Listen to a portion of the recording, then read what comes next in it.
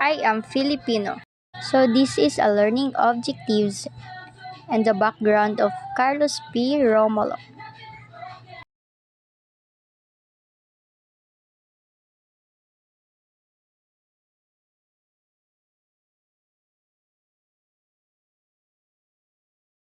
And this stanza, it expressed being a Filipino where we come from, a glorious part often refers to a historical field with cultural richness, bravery, and heritage, but also face an uncertain future. Because of this, I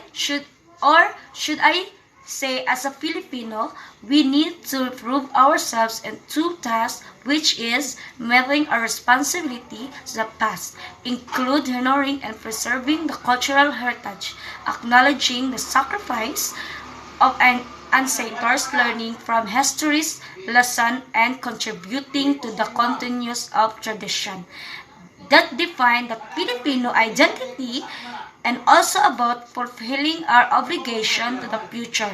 It is essential because it ensures the continuity and progress of our nation, and for that we contribute to the betterment of society. In the fourth stanza, the poet claims ownership of the land inherited from their ancestors, emphasizing its abundance, natural resources like fertile soil, thriving waters, rich forests, and mineral-filled mountains.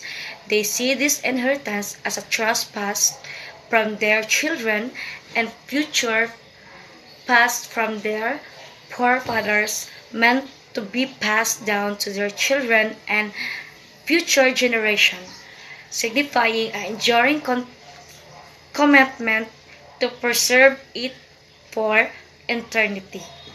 The fifth stanza talks about heroic legacy. This stanza reflects on the enduring legacy of heroes in Filipino history.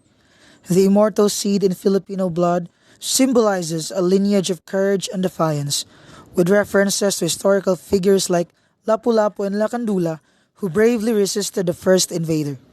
Now, the sixth stanza talks about immortal seed. Building upon the concept of an immortal seed, this stanza connects it to Zeresal's spirit.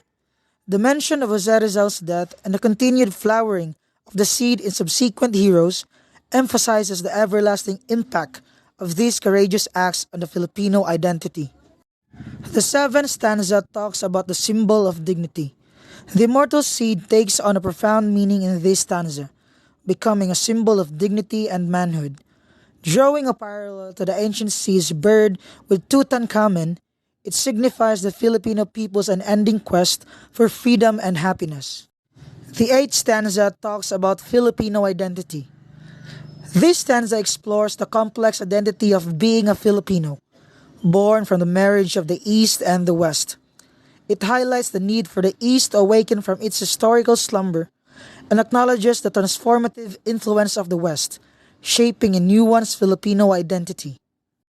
The ninth stanza talks about global responsibility. Discussing the interconnectedness of nations, this stanza rejects isolationism.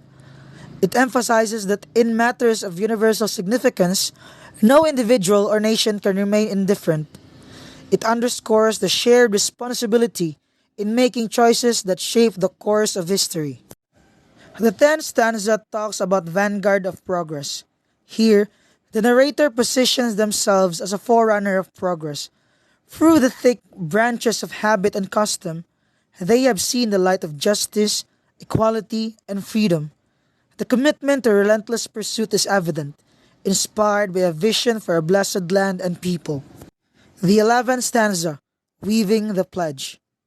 This stanza beautifully captures the essence of the Filipino pledge.